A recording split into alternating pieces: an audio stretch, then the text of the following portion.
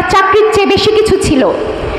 তারা যে বলছেন যে ঢাকা ময়মনসিংহ হাইওয়ে দিয়ে জামালপুর থেকে যখন এখানে মানুষ ঢুকবে, ঘাড় ঘুরিয়ে সবসময় চিন্তা করবে বাসের সাইডে বসবো, জানালার কাছে থাকবো, মাথা বের করে কালীহাতি কলেজটাকে দেখব। কলেজটা এত আকর্ষণীয় করতে হবে, এত দৃষ্টিনন্দন করতে হবে, এবং একই সাথে এই কলেজের শিক্ষার্থীদের মানসম্মত হতে হবে। আমার স্বামী একজন ব্যারিস্টার, আপনারা অনেকেই জানেন। বিশ্ববিখ্যাত কেমব্রিজ বিশ্ববিদ্যালয়ের তিনি ছাত্র সংসদের সভাপতি ছিলেন।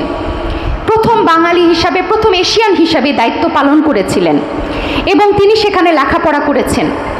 800 বছর 700 বছরের পুরনো বিশ্ববিদ্যালয়, ভুল হয়ে থাকলে ক্ষমা করবেন, বহু বছরের, 100 200 500 বছর না, বহু বছরের পুরনো বিশ্ববিদ্যালয়। উনি আমাকে ওনার একটি অভিজ্ঞতার কথা বলেন। আজকে মনসুরুর রহমান স্যারের কথার সাথে সেটা মিলে গেল।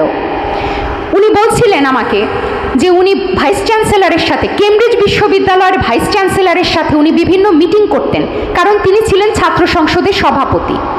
এবং সেখানে একটি কথা বারবার আসতো, কেমব্রিজ ইউনিভার্সিটি কেন সারা পৃথিবীতে এত বিখ্যাত? এটা কি কেমব্রিজ বিশ্ববিদ্যালয়ের লাইব্রেরির জন্য, তাদের বিল্ডিংয়ের জন্য, তাদের দৃষ্টিনন্দন স্থাপত্যকলা বা অবকাঠামোর জন্য, তাদের নিকটস্থ রেল স্টেশনের জন্য, সুন্দর ভাস্কর্য মূর্তির জন্য, ফুলের বাগানের জন্য? না না না, প্রতিটি প্রশ্নের উত্তরই হচ্ছে নেতিবাচক না। তাহলে কেন বিখ্যাত? সেখানকার ছাত্রদের জন্য, সেখানকার ছাত্র তৈরির কারিগর শিক্ষকদের জন্য। শিক্ষকদের কারণে ভালো ছাত্র, আর ভালো ছাত্রর কারণে প্রতিষ্ঠানের নাম।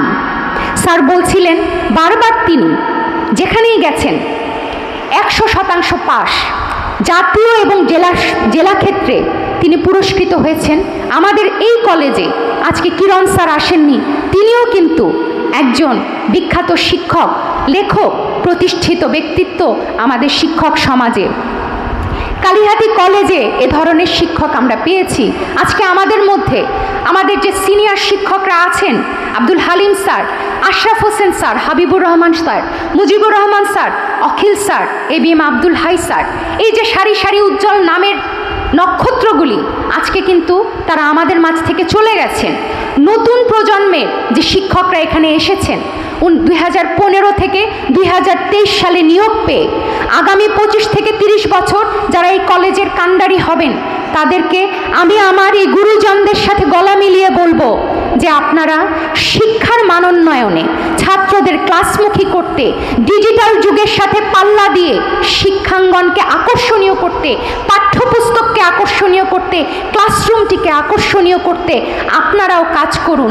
আপনাদেরও একটি উদ্দেশ্য ঠিক করে নিন যে কালীহাতি কলেজকে স্বনামধন্য, লিগ টেবিলে এগিয়ে থাকা, জেলার মধ্যে শ্রেষ্ঠ, অত্যন্ত দৃষ্টিনন্দন, আকর্ষণীয় ছাত্র শিক্ষক সমাজের মধ্যে থাকতে হবে। ইস, কালীহাতি কলেজে যদি একটি চাকরি পেতাম। ছাত্রদের মধ্যে আফসোস থাকতে হবে, আমি আমার সাইকেলে এই কলেজে চান্স পেলাম না। বাবা মায়ের মধ্যে লক্ষ্য থাকতে হবে, ম্যাট্রিক পাশের পরে আমার ছেলেটিকে, আমার মেয়েটিকে আমি এই কলেজে পড়াবো। ভিশন থাকলে তা ফুলফিল হয়, স্বপ্ন থাকলে তা পূরণ হয়, চিন্তা থাকলে তা কর্মে পরিণত হয়, উদ্দেশ্য থাকলে সেই উদ্দেশ্য বাস্তবায়িত হয়। আমরা যদি উদ্দেশ্যহীনভাবে, স্বপ্নহীনভাবে, কোনো চিন্তা ভাবনা, প্ল্যানিং ছাড়া শুধু দিন রাত কলেজে আসি আর যাই, তবে কিন্তু কোনো অগ্রগতি হবে না। আমি যখন এই কলেজের দায়িত্ব নিয়েছিলাম, আপনারা জানেন এই কলেজের কি দশা ছিল। আমি কোনো ক্রেডিট নিতে চাই না, কলেজের অবকাঠামোগত উন্নয়ন দৃশ্যমান। ডিজিটালাইজেশন, ল্যাবরেটরিগুলো 1980-র দশক থেকে আজ পর্যন্ত কোনো উন্নয়নের ছোঁয়া পায়নি। সেই একই টেবিল, চেয়ার, যন্ত্রপাতি দিয়ে 40 বছর কাজ করেছে। লাইব্রেরিতে প্রাণের ছোঁয়া আমি এনেছি, চেষ্টা করেছি লাইব্রেরির সাথে সাথে আমাদের এই বিশাল মাঠটিকে কাজে লাগাতে। 25 বছর পরে আমি এখানে বার্ষিক ক্রীড়া প্রতিযোগিতার আয়োজন করেছি, প্রবর্তন করেছি শাহজাহান সিরাজ ওয়েলফেয়ার ট্রাস্টের মাধ্যমে বহুল প্রশংসিত একটি বৃত্তি পরীক্ষার। একই সাথে সহশিক্ষা কার্যক্রম নিয়ে তৈরি করে চেষ্টা করেছি আমি সর্বোচ্চ ল্যাঙ্গুয়েজ এবং লাইফ স্কিলস ক্লাব। ডিজিটালাইজেশনের মাধ্যমে আমাদের লেনদেনে আধুনিকায়নের ব্যবস্থা করেছি। একই সাথে আমাদের ভগ্ন দশার যে অবকাঠামো, সেখান থেকে বেরিয়ে আসার লক্ষ্যে কলেজকে আকর্ষণীয় করতে সমগ্র কলেজের সর্বত্র চেষ্টা করেছি উন্নয়নের ছাপ আনতে। এই যে সুদৃশ্য বটগাছের তলায় যে একটি চত্বর দেখতে পাচ্ছি, মরহুম শাহজাহান সিরাজ সাহেবের একটি সুদৃশ্য মুরাল আমাদের স্মরণ করিয়ে দিচ্ছে আমাদের শুরুর সময়টিকে।